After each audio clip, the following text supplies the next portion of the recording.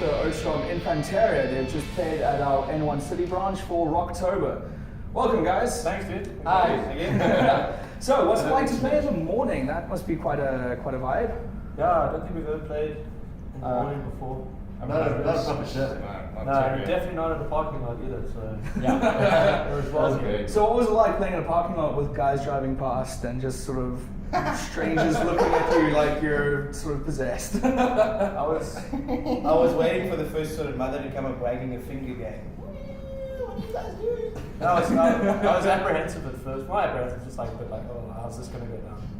But it went cool. It was like, So surreal. The I thought it big was city dreaming. guys kept coming out to check us. I was like, I'm going to wake up now and it's going to be like a weird dream. Very cool. So, you guys recently won the South African leg of Battle for Wacken. yeah. What was that like? Talk us through the process of sort of entering the battle of the bands and then actually winning it and going I wasn't in the up band. to Wacken. I was in the band by then. Doesn't matter, I've been by myself anyway playing, so it's okay. That was. Andrew gets ego after the morning gigs. Yeah. Morning ego. No, it was cool. I mean, it was that was 2013 now. Yeah. Yeah. When did we get August 2013. Yeah. But yeah, I mean they announced the battle and I didn't even know about it. Apologies. So amateur. Please excuse my drummer here. Sorry. For drum auditions, please email us to us.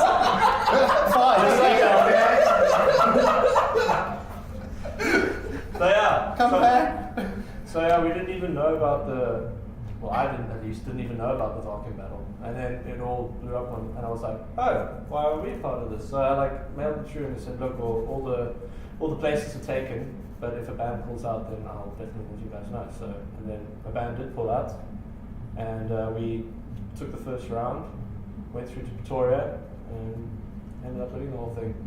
And then flown off to Germany, playing in front of, I think it was 8,000 people. Something like that. That's what they said anyway.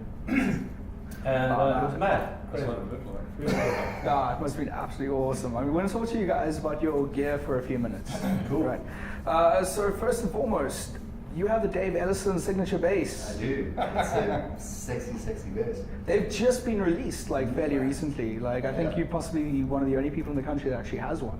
How influenced by Dave Ellison and Megadeth in general are you, or did you really just love the bass and go for the bass because of that? No, definitely a big Dave Ellison fan. I mean, especially even when you listen back to the old, the original masters of the Megadeth stuff, his stuff bass is always cutting through, and he's always just had one of the best bass tones ever. So I'm a huge fan of him and his playing. Even though he's very much a pick guy and moved on to fingerstyle, but nonetheless, still, always whenever there's something new coming up and he's on or whatever, it's always Dave Ellison. You say you moved on to fingerstyle. Were you playing pick before? I was What playing made pick you before. What made you change from pick to finger? Tired of getting teased for using a pick. Yeah, that's before. My first night I used to play with a pick. No, honestly, it was just kind of more. I was just not entirely comfortable with it. It was kind of I was just not. I don't know, kind of cramping up sometimes, and it was just I was having issues with playing with pick, and then I found as soon as I switched to fingers, it became a lot easier, and just a lot more fluid, and kind of I didn't have to think about it as much. So I Fair enough. pushed it from there, and it always looks cool. Adrian, I've seen you play quite a few sort of different styles and genres and incarnations with all sorts of different kits. Now you're using a 6-piece kit here. What made you go with the kit that you're using now? Well, You're using the 6-piece Mapex kit, right? Yeah. Mapex all the way. Well, Infanteria, it was a new band, and the situation arose where, it was time could get a new kit, and then I saw that there was a Saturn available, and I've wanted to kind of always get a Saturn. And the 6-piece configuration is kind of nice and compact for Infanteria, so because it's a bit faster and more thrashy. Yeah. So it was a nice little configuration and setup. So I thought, it's a top end kit. It's a nice compact setup. Let's go for it. And then versus my sort of much larger kit, which I use for Summer Underground, which is 2 kicks, so it's 10, 12, 13. So it's like an 8-piece big thing. So it didn't, and because I played 2 bands, I wanted to kind of keep the 2 identities sort of separate, because you know, that's that band's kit, that's this band's kit. So I went with that, and I just figured, you know, the Saturn is perfect for Terrier. I'm really happy with it. That's awesome. And you guys recently just got Jackson endorsements as a band, and you're all playing some really sweet Jacksons. That's pretty stuff. Don't you find it uncomfortable to sit and practice with a V? No, it's, well, with a V, I'm sure, yeah. But with the Kelly, I mean, with the so Kelly, with the Kelly, it's like, that was one of the shapes. main things that I sort of went away from the V, is like, because, I mean, I do a lot of like sitting and playing at home, obviously, so it's just like, and I don't know, he's really good at it. He can totally just like... I'm just got used to it. Yeah, he just adjusts his style. There's a lot of guys that use like the K shapes and the V shapes and so on. They have like their practice guitars at home, which they can just sit with and jam with, and then sort of have their stand-up guitars. But no, I've always, I don't know, because when I first started playing guitar, it was classical lessons, so it was all on the songs. So playing V's for me is kind of just sort of slots in. normal. It just slots in here, and then when I like if I play Arnold's guitar like a normal, then he feels weird. then I like my muscles aren't used to it at all. So I suppose it really just comes down to sort of familiarity at the end of the day. Yeah, I mean, if I play without the Kelly now, it's because a lot of my style is like sort of with that curve for the top that goes up like that, and I basically just, my hand is like, arm is locked in a specific spot there, you know, and it's like pinky grabbing on the other side of the guitar, and that's, you know, as soon as it's like a V, and I'm like, okay, where's that part that's supposed to go? The V as well, it's like the arm just slips off. So you guys recently put out your new album, Where Serpents Conquer.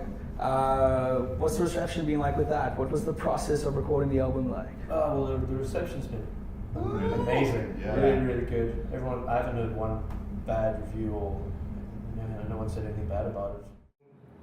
What was it like?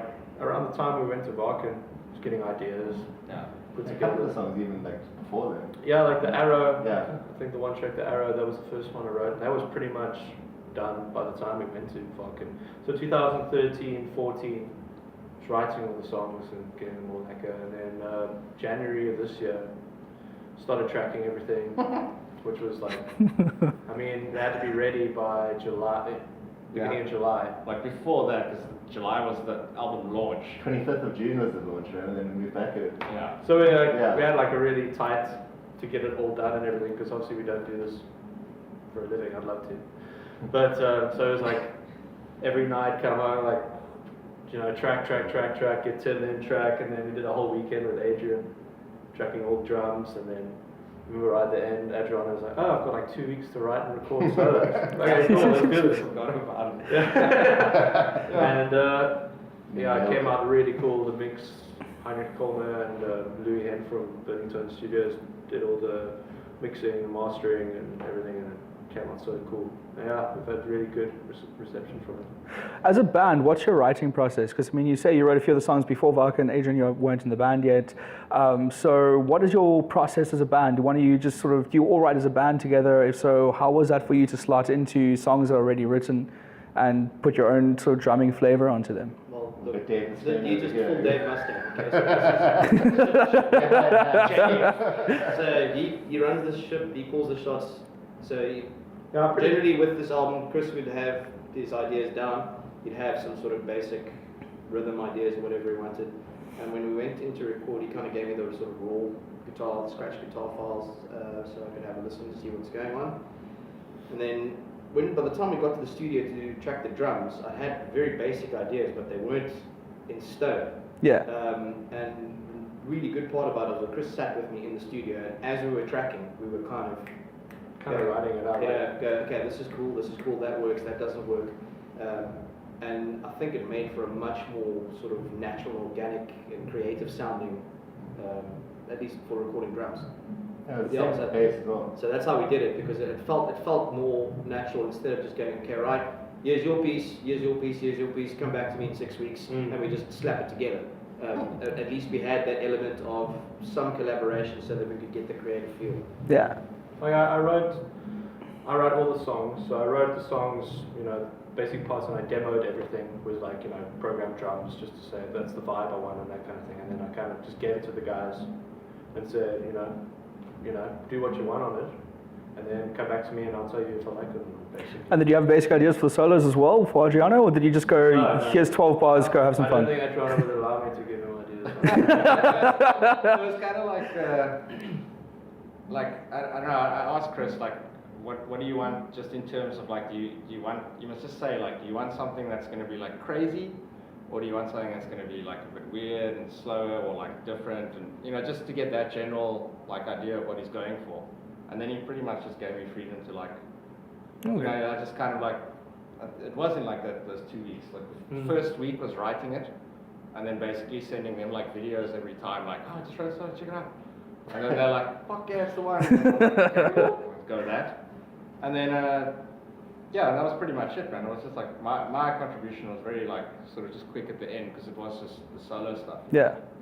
I mean, what's so great, and one of my favorite things about the album really is like just how there was kind of room for everyone to sort of work in their own individual touches to things, and there are a lot of parts that kind of just came up through, messing around when we were recording the parts, and hey, let's see what we can do with that part, and let's see what we can do with that, and things just kind of came together spontaneously. Like the Arrow has a lot of that, and the kind of that clean break thing that just sort of happened without really being planned. So even though it was written in the recording process, like new things did come out, so it was like kind of a collaborative effort. Okay, that's pretty right. Yeah, it wasn't like we got like sheet music right now, learn it, kind of thing. Yeah, I just want to say like as well, I think one of the things that makes it work so nicely with the songwriting interior is that like everyone understands like the deal from the get-go that it's Chris's band, so it's like it's his in terms of like it's his creative vision, and so we've all got like sort of a role to play in that, but it's very much sort of his say, which is a cool thing. Like if you're dealing with adults and no one's like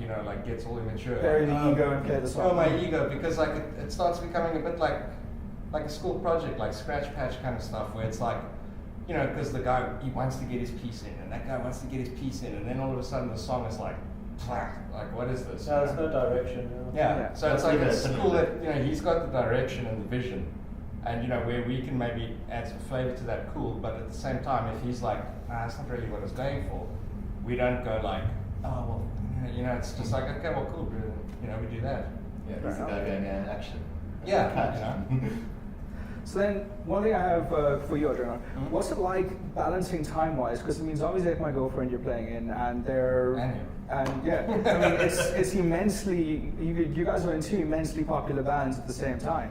I mean, you guys pull yourselves together on the same gigs. What's it like having two really popular bands in a similar genre, sort of trying to make it in Cape Town? Well, I think just on that, just like sort of it connects with that writing thing, is that's also almost why, like, I don't really want to get involved with Chris's writing, and the same as well, where like he doesn't really get involved with the zombie stuff, because like the sounds of the bands are very like different.